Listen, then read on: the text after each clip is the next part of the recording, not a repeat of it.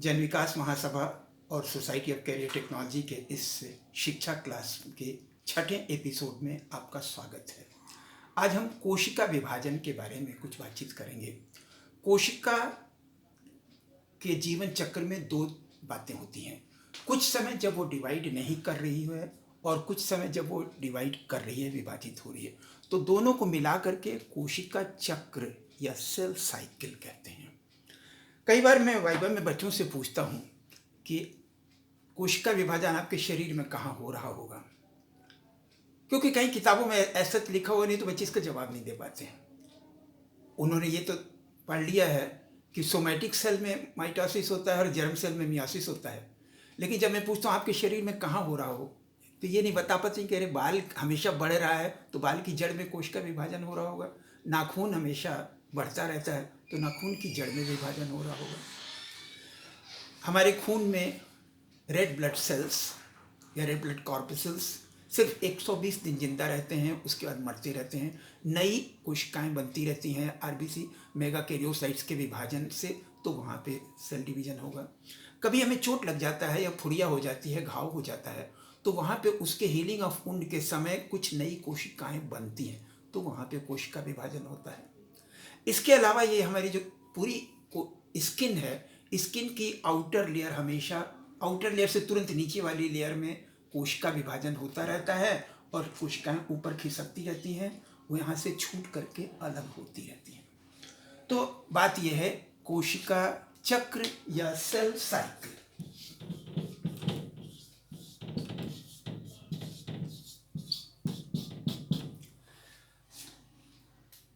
अब इस cell cycle में दो अवस्थाएं हैं। एक तो डिवाइडिंग स्टेज, जिसमें सेल डिवाइड हो रहा होगा,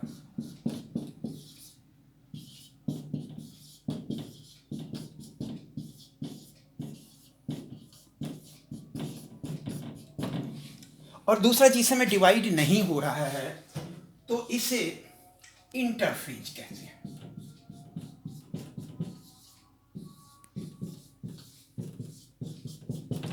असल में इंटरफेज अवस्था में कोई परिवर्तन होता हुआ दिखता नहीं है, तो अभी कुछ सालों पहले तक हम इसे कुछ किताबों में रेस्टिंग स्टेज कहते थे,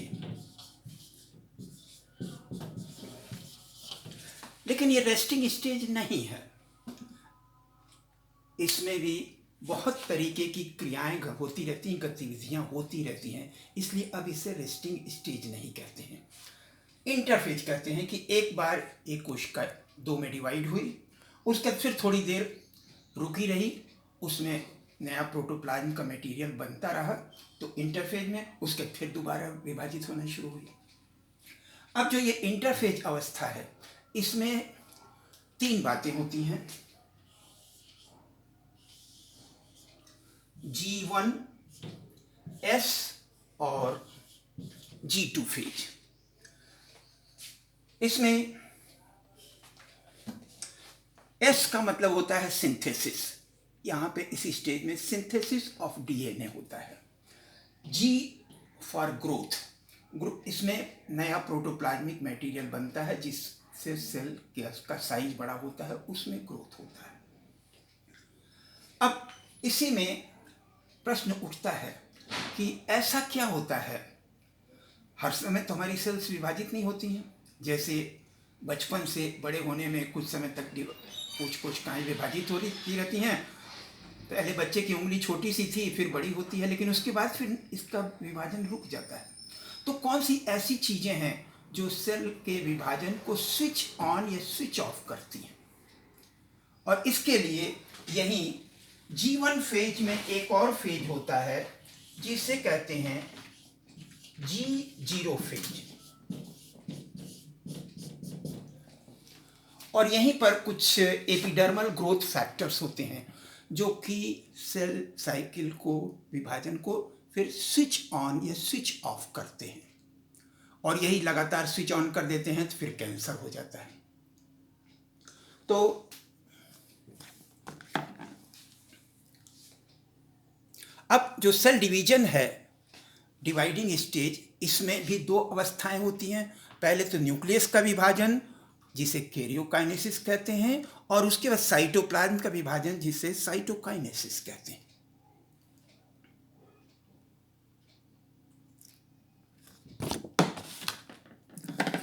तो इस प्रकार से कोशिका के जीवन चक्र को सेल साइकिल कहते हैं। इसके दो चरण होते हैं। नंबर 1 फेज, जिस समय कोशिका में विभाजन हो रहा हो, तथा इंटरफेज, जब कोशिका में विभाजन नहीं हो रहा हो। कुछ वर्षों पहले तक इंटरफेज अवस्था को रेस्टिंग स्टेज भी कहा जाता था, किंतु अब नहीं कहा जाता है। इंटरफेज अवस्था में सेल रेस्ट नहीं करता है। इस समय भी इसके अंदर कई महत्वपूर्ण घटनाएं होती रहती हैं। इंटरफेज के 3 स्टेप्स हैं, G1, S तथा G2 फेज। अब पहले आइए न्यूक्लियस का विभाजन। तो न्यूक्लियस का विभाजन, जिसे कैरियोकाइनेसिस भी कहते हैं, ये 4 प्रकार से हो सकता है। एक तो एमाइटोसिस। एमाइटोसिस भी कुछ लोअर ऑर्गेनिज्म में पाया जाता है, जिसमें कहीं विभाजन में होने वाला कोई परिवर्तन दिखाई नहीं देता है, लेकिन बीच में न्यूक्लियस थोड़ा सा खिंच जाता है, जैसे कि एक गुब्बारे के बीच में हम हाथ लगा करके उसको खींच दें और फिर ये दोनों टुकड़े अलग अलग हो जाते हैं। इसे एमाइटोसिस कहते हैं। दूसरी बात, कुछ प्रोटोजोन्स में स्पोर, जैसे मलेरियल पैरासाइट है, उसमें क्या होता है, बीच में कुछ अवस्थाओं में जैसे न्यूक्लियस कई छोटे छोटे टुकड़े में टूट जाता है। फिर इन छोटे छोटे टुकड़े के चारों तरफ साइटोप्लाज्मिक मटेरियल इकट्ठा हो जाता है, बहुत सारी कोशिकाएं बन जाती हैं, और फिर ये नई कोशिकाएं बन करके बाहर आ जाती हैं। ओरिजिनल जो पहले वाला सेल था ये समाप्त हो जाता है। तो इसे फ्री न्यूक्लियर डिवीजन कहते हैं। असल में कोशिका विभाजन के समय सेल के क्रोमोसोम्स में बीच में कंडेंसेशन होता है और फिर डीकंडेंसेशन होता है। तो ये एक इसका चक्र चलता रहता है, जिसमें 5 अवस्थाएं हैं। आप देखें, जैसे G1 स्टेज में क्या है, क्रोमोसोम में कंडेंसेशन नहीं है और इसमें सिर्फ सेंट्रोमियर से लगा हुआ सिर्फ एक क्रोमैटिड है। इसके बाद इसी बीच में एस फेज में डुप्लीकेशन ऑफ डीएनए होता है, जिसके कारण क्या होता है कि अब एक धागे से 2 धागा, एक क्रोमैटिड से 2 क्रोमैटिड बन गया। इसके बाद G2 फेज में ये इसमें से वाटर का लॉस होता है, ये थोड़ा ज़्यादा गाढ़ा हो जाता है। मेटाफेज तक यही अवस्था रहती है, थोड़ा और गाढ़ा हो गया। इसके बाद फिर एनाफेज में क्या होता है कि ये सेंट्रोमियर का विभाजन हो जाता है, तो अब ये एक एक क्रोमैटिड वाले पुनः 2 क्रोमैटिड बन जाते हैं। तो इस तरह से पूरा चक्र चलता रहता है। अब एस फेज या सिंथेसिस ऑफ डीएनए में क्या होता है कि डीएनए 2 धागों से मिलकर के बना होता है, और डीएनए का सिंथेसिस जो है सेमी कंजर्वेटिव होता है। सेमी कंजर्वेटिव का मतलब क्या हुआ कि उसमें से आधा हिस्सा बचा लिया जाता है और आधा हिस्सा नया ऐड होता है। जैसे आप इसे यूं समझें, ये डीएनए है, इसमें 2 धागे हैं। अब ये दोनों धागे, अब एक डीएनए से 2 डीएनए बनना है, तो इसमें क्या हुआ,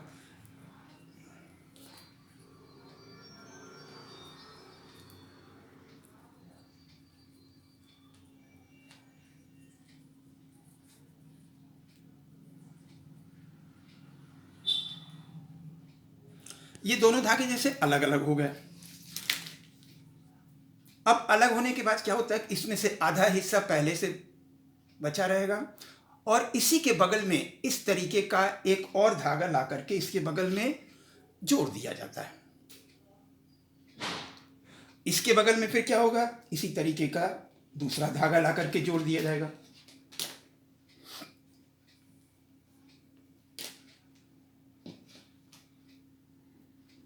तो इस तरह से वो एक ही तरीके के जो है, जैसा था वैसा ही अब 1 से 2 धागा बन जाता है। हालांकि इसमें भी एक बड़ी इंटरेस्टिंग बात होती है। आप जरा सा देखें कि जैसे 2 धागे इस तरीके से लिपटे हुए हों, जब अलग होंगे तो क्या होगा, ऐसे आप देखेंगे कि थोड़ी दूर तक खींचने के बाद क्या होता है, ये जो इसका ऐंठन है वो रुकावट पैदा करता है। तो यहाँ पर दो एंजाइम्स हिस्सा लेते हैं। एक तो यहाँ पे इसको हेलिक्स की ऐंठन को कम करते हैं, और दूसरा एक और बड़ी मज़ेदार बात होती है यहाँ पे कि जैसे ये किनारा है, दोनों किनारे, इसमें एक टोपो आइसोमरेज एंजाइम होता है जो कि यहीं पर एक कट लगा देता है, और कट लगाने के बाद क्या होता है, ये हिस्सा एक चक्कर ऐसे घूम जाता है, ऐसे घूम गया तो इसका जो ऐंठन है खुल गया, और फिर ये ऐसे ही इससे जुड़ गया, तो इस तरीके से ये खुलता चला जाता है। अब यहाँ पर जो देखिए, यहाँ क्या हुआ कि एक दोनों धागे जुड़े हुए थे, ये दोनों एक दूसरे से अलग हुए। अलग होने के बाद क्या हुआ कि एक धागा ये तो पहले वाला ही रह गया, और इसके बगल में इसके कॉम्प्लीमेंट्री न्यूक्लियोटाइड्स लाए गए। एडेनिन के बगल में हमेशा थाइमिन, गुआनिन के बगल में हमेशा साइटोसिन, तो इधर की तरफ ला करके जोड़ दिया गया, और दूसरा इसके बगल में भी ऐसे ही ला करके जोड़ दिए गए। लेकिन यहाँ पे एक बड़ी इंटरेस्टिंग बात होती है, एक तरफ तो लगातार जुड़ता चला जाता है, लेकिन एक तरफ इधर की तरफ जो है वो लगातार नहीं जुड़ेगा। थोड़ा सा हिस्सा खुला, फिर थोड़ा सा ऐसे जुड़ा, फिर थोड़ा सा हिस्सा खुला, फिर ऐसे जुड़ा, फिर थोड़ा सा हिस्सा ऐसे खुला, ऐसे। तो एक तरफ जो है छोटे छोटे पीसेज में जुड़ते चले जाते हैं, जिनको ओकाजाकी फ्रैगमेंट कहते हैं। एक और इंटरेस्टिंग बात है कि इस तरीके से नए न्यूक्लियोटाइड को ला करके जोड़ने वाला जो डीएनए पॉलीमरेज एंजाइम होता है, वो डीएनए पॉलीमरेज एंजाइम एक किनारे से नहीं काम करेगा कि जैसे एक किनारा है उसके बगल में जो है दूसरा ला करके जोड़ दे, ऐसा नहीं होगा। हमेशा क्या होगा कि छोटा सा हिस्सा जो है जहाँ पे दोनों धागे जुड़े रहें, ऐसा हो, और तब जो है उसके बगल में नया न्यूक्लियोटाइड जोड़ना हो तो वो जोड़ेगा। तो इसके लिए क्या होता है कि हमेशा इसमें शुरुआत में एक प्राइमर मॉलिक्यूल जोड़ा जाता है, और उस प्राइमर मॉलिक्यूल के बगल में फिर नया जोड़ते चले जाते हैं। ये देखिए, इसमें जैसे ये डीऑक्सीराइबो शुगर है, तो इसमें क्या होता है, आप देख रहे हैं कि 5 कार्बन से मिलकर के बना हुआ, 1 2 3 4 5। ये 3 नंबर वाला कार्बन ये इधर फिर दूसरे फॉस्फेट से जुड़ेगा, और इधर ये 5 नंबर वाला इधर से जुड़ेगा। तो एक्चुअली डीएनए के जो दोनों धागे होते हैं वो ऐसे नहीं होते हैं, वो एंटी पैरेलल होते हैं, मतलब एक ऐसे है तो एक ऐसे है। इसमें क्या हुआ कि देखिए, ये जैसे डीएनए के 2 धागे हैं, इधर ये 5 एंड है और ये 3 एंड है। इस दूसरे वाले में क्या है, ये 5 एंड है, ये 3 एंड है। तो हमेशा जो दूसरा धागा जुड़ेगा, आरएनए प्राइमर जुड़ा, और उसके बाद वो हमेशा 5 to 3 डायरेक्शन में जुड़ता है। तो 5 to 3 डायरेक्शन में ये तो लगातार चलता चला जाएगा, लेकिन इधर की तरफ क्या है, इधर थोड़ा सा हिस्सा खुला, ये थोड़ा जुड़ा, उसमें प्राइमर जुड़ा, फिर उसके बाद फिर थोड़ा सा जुड़ा, फिर उसके बाद, तो इस तरीके से पीसेज में। तो इसमें जो एक धागे को लीडिंग स्ट्रैंड कहते हैं और एक को लैगिंग स्ट्रैंड कहते हैं। अब फेज या सेल डिवीजन में 2 चरण होते हैं। मैंने आपको बताया कि एक तो न्यूक्लियस का विभाजन या कैरियोकाइनेसिस, दूसरा साइटोप्लाज्म का विभाजन या साइटोकाइनेसिस, और न्यूक्लियस का विभाजन 4 तरह से होता है। ए माइटोसिस, फ्री न्यूक्लियर डिवीजन तो आपने देख लिया, इसके बाद माइटोसिस और मियोसिस। माइटोसिस की क्रिया में क्या होता है कि गुणसूत्रों की संख्या उतनी ही रहती है, और इसमें 4 स्टेप्स होते हैं, प्रोफेज, मेटाफेज, एनाफेज और टीलोफेज। अब आइए देखते हैं इनमें क्या क्या होता है। तो असल में शुरू में तो क्या था कि इंटरफेज अवस्था में न्यूक्लियस के अंदर क्रोमैटिन का जाल बना हुआ था, और वो अलग अलग स्पष्ट रूप से क्रोमोसोम्स दिखाई नहीं दे रहे थे, क्योंकि वो बहुत ही लाइट कलर के थे। उसी बीच में डुप्लीकेशन ऑफ डीएनए हुआ था, जिससे कि हर क्रोमोसोम में एक क्रोमैटिड से 2 क्रोमैटिड बन गया। अब प्रोफेज की क्रिया में 4 बातें होती हैं एक साथ। अब होती तो एक साथ ही हैं, लेकिन हम ये तो नहीं कह सकते डायग्राम में चारों एक साथ नहीं। देखिए क्या क्या होता है। पहली बात तो ये कि ये सेंट्रोसोम जो है ये विभाजित हो जाता है, और इसके दोनों सेंट्रियोल एक दूसरे से अलग हो जाते हैं, इनमें लड़ाई हो जाती है, एक दूसरे से दूर हटने लगते हैं, नंबर एक। दूसरा काम क्या है कि ये जो न्यूक्लियर मेम्ब्रेन है ये देखिए धीरे धीरे डिसॉल्व होने लगता है। तीसरी बात, ये जो न्यूक्लियोलस है, न्यूक्लियोलस भी धीरे धीरे डिसॉल्व होने लगता है। और चौथी बात, ये क्रोमेटिन का जाल टूट करके अलग अलग स्पष्ट धागे जैसी या छड़ जैसी रचनाओं में टूट जाता है, जिन्हें गुणसूत्र या क्रोमोसोम्स कहते हैं। अब मेटाफेज दूसरी अवस्था, इसमें क्या होता है कि जो दोनों सेंट्रियोल थे एकदम एक दूसरे से दूर चले गए, पोल बना लिया इन्होंने। इनमें और जो क्रोमोसोम्स के बीच का जो सेंट्रोमियर है, दोनों के बीच में लड़ाई होती है। इधर का पोल कहता है कि तुम हमसे दूर जाओ, इधर का पोल कहता है तुम हमसे दूर जाओ। अब दोनों तरफ से जब ढकेला जाएगा तो क्या होगा? अंत में क्या होता है कि जब दोनों तरफ का फोर्स तो बराबर है, उधर से भी ढकेला जा रहा है, इधर से भी ढकेला जा रहा है, तो ये सारे गुणसूत्र जो हैं बीच की जगह में इकट्ठे हो जाते हैं, जिसे इक्वेटर कहते हैं। इसके बाद अब एक और बड़ी मजेदार घटना होती है, एनाफेज। एनाफेज में क्या होता है? देखिए, अब ये सेंट्रोमियर का विभाजन हो गया है, 1 से 2 बन गए। तो 4 पहले थे, 4 अब 2 जगह हो गए और एक एक क्रोमेटिड वाले हो गए। इसे एनाफेज कहते हैं। इस समय क्रोमोसोम्स प्रायः वी या जे शेप बनाते हैं। चौथा स्टेज है टीलोफेज। इसमें वही प्रोफेज में हुई घटनाएं सारी रिवर्स ऑर्डर में होने लगती हैं। मतलब क्या हुआ? अब जैसे इस समय ये एक दूसरे से दूर हटने लगे थे और उधर से ढकेला जा रहा था, जहाँ पे दोनों रिपल्सिव फोर्स बैलेंस हो जाएंगे तो क्या होगा? इनका मूवमेंट अब रुक जाएगा। तो 4 गुणसूत्र यहाँ पे रुक गए, 4 गुणसूत्र यहाँ पे रुक गए। अब इनके चारों तरफ एक नया न्यूक्लियर मेम्ब्रेन बनने लगा, नया न्यूक्लियोलस बनने लगा, और फिर ये एक दूसरे से मिल करके पहले की तरीके से क्रोमेटिन का जाल बना लेते हैं। इस तरह से न्यूक्लियस का विभाजन पूरा हो गया।